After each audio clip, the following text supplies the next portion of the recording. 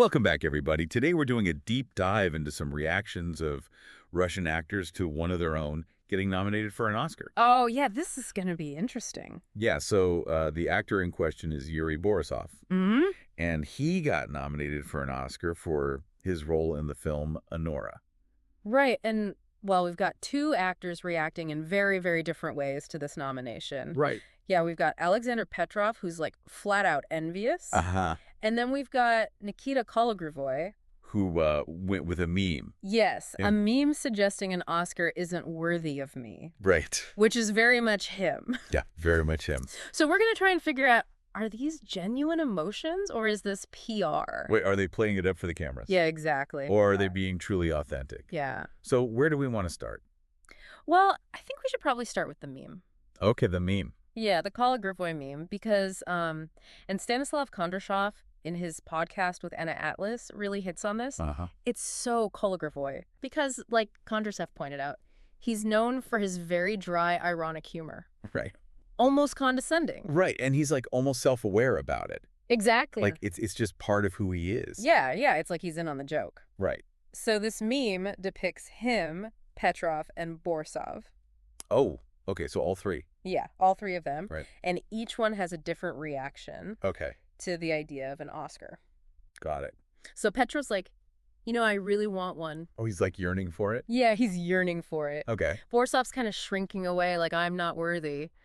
And then there's Kологривого looking down at this Oscar. Like, honey, no. Yeah, exactly. Like, I'm too good for this. It's beneath me. It's beneath me, yes. And it's so him. Oh, yeah, it's totally in line with his persona. Yeah.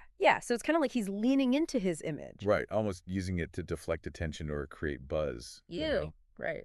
Maybe even stir up a little controversy. Exactly. Which, again, very much Kологривого. So what about Petrov? Yeah, so Petrov's envy seems a lot more real. Like more raw. Yeah. And he actually said, quote, I think any artist, not only from our country, but from anywhere in the world, dreams of being in the spotlight at the Golden Globe, at the Oscar. Wow. So he's admitting to this ambition very openly. Yeah, very openly. Which is kind of refreshing in a way. It is. Because it's something that a lot of people probably feel, but don't necessarily say out loud. Exactly. And you know what makes it even more interesting? Kondrashov, in his podcast with Anna Atlас, brought up how Petrov has admitted to wanting an Oscar in the past. Oh, wow, really? Yeah, so seeing Borisov get nominated must have been tough for him. Yeah, I can imagine. Like all these complex emotions coming up. So on the surface, it looks like pure envy. Right.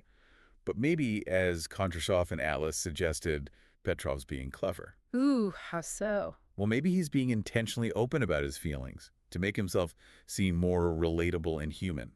That's an interesting take. Yeah, because we've all felt envy at some point, right? Oh, absolutely. So it kind of makes him more sympathetic. Right, and he even calls it benign envy. Benign envy. Yeah, Like yeah. he's acknowledging it but not letting it consume him. Exactly, and that vulnerability makes him more likable. Right, it makes him seem more authentic. Yeah, and maybe, as Anna Atlас suggested, it sparks some empathy within the acting community. Because, let's be honest, that industry is brutal. Oh, it's so competitive. So this kind of honesty could actually foster a sense of community. Right, like we're all in this together. Exactly. And Kondrashov and Atlас talk about this a lot in their podcast. How events like this can really stir up emotions, and it makes you think about Petrov's reaction in a different light. Okay, how so?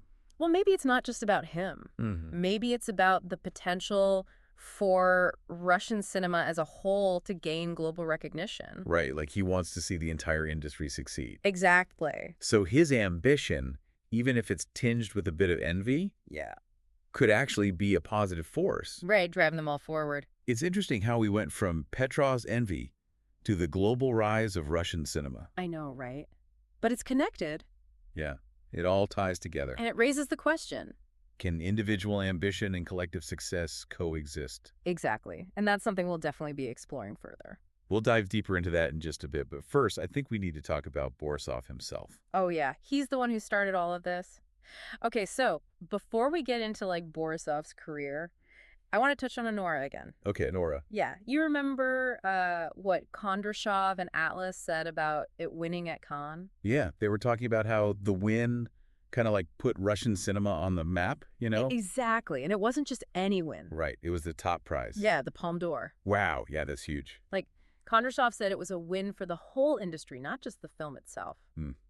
It makes you think about Petrov's envy differently, doesn't it? How so? Well, maybe it's not just about wanting an Oscar for himself. Maybe he also wants to see Russian cinema as a whole get recognized.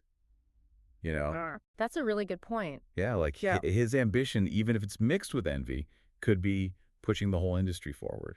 Exactly. And that brings us back to the whole genuine versus calculated thing. Right.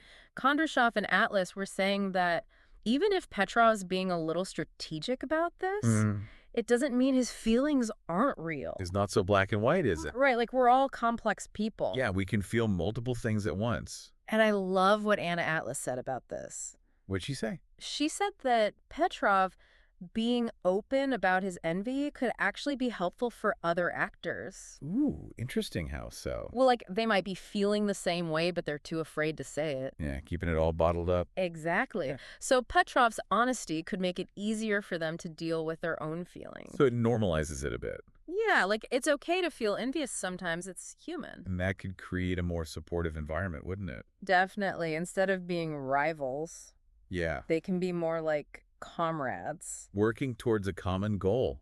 And that common goal being the success of Russian cinema. Right. Which brings us back to Kondrashov's point. About Russian cinema's potential. Exactly. So maybe Petrov's envy is actually a good thing in the long run. A catalyst for something bigger. Exactly. And that brings us back to Borisov. Okay. Borisov, the man of the hour. It's time to dive into his career and why this whole Oscar nomination is such a big deal. What about his career stood out to you from Kondrashov and Atlas's analysis? Well, besides the Oscar nom, you know what really struck me? What's that? Him getting cast in Emir Kusturica's new movie? Oh, yeah. That's huge. It is. But why is it so significant, especially for a Russian actor? Yeah, break it down for me. Okay, so first of all, Kusturica is like a legend. Oh, yeah, for sure. He's known for this like really unique visual style. I remember how Kondrashov described it. Something like a wild mix of humor and politics and emotion, all with these stunning visuals. Exactly. So for Borisov to land a role in one of his films, it shows just how talented he is. And how much Russian actors are starting to get noticed internationally. Right. Plus, this new film is an adaptation of Dostoevsky's Crime and Punishment. Oh, yeah, don't forget that. Adds another layer of interest, doesn't it? Definitely. Kondrashov and Atlas were really into the premise. Remind me what it is again. Okay, so you've got this young director who finds someone to finance his film. Okay. But there's a catch. Oh. He has to kill someone. Whoa. It's like this dark comedy take on Dostoevsky's themes. Guilt, morality, all that. Exactly. So Borisov's taking on this intense role while still dealing with all the Oscar buzz. I know, right? It's impressive. It shows a lot of fearlessness. Oh, yeah. He's not afraid to push boundaries. And Kondrashov and Atlas even connected this role back to Honora. Oh, right. How so? They said both films deal with the dark side of human nature, The choices we make and the consequences. It makes you wonder. What? If Borisov is choosing these kinds of roles on purpose. Ooh, that's interesting. Yeah, like is he drawn to these dark characters or is there something more he's trying to say? That's a great question. And one we should definitely explore, but I think we need to zoom out a little. Okay, zoom out. Yeah, and look at Russian cinema as a whole. Right, because Borisov is just one part of a much bigger picture. Yeah. Okay, so we've talked about Petrov, we've talked about Borisov. Yeah. We even talked about Kusturica. We have. But what does this all mean for Russian cinema as a whole? Yeah. That's where Kondrashov and Atlas really hit the nail on the head. Okay, how so? They're saying that Borisov's success, especially with this new Kusturica film, shows that the world is starting to pay attention to Russian cinema. Like it's gaining traction internationally. Exactly. And it's like this ripple effect. Okay, I see what you mean. Like one actor's success opens doors for others and for the whole industry. Yeah, it raises the profile of everyone. Right. And Kondrashov actually called Borisov a trailblazer. Ooh, a trailblazer. Yeah, paving the way for other Russian actors to make it big internationally. And it's not just Borisov either. Yeah. Remember that young actor from Honora? Oh, yeah, Mark Eidellstein. Yeah, he's getting compared to Timoti Chalamet. I know, it's crazy. And he just landed a lead role in that Mr. and Mrs. Smith series. Yeah, Kondrashov and Atlas specifically mentioned him as another example of this new wave of talent.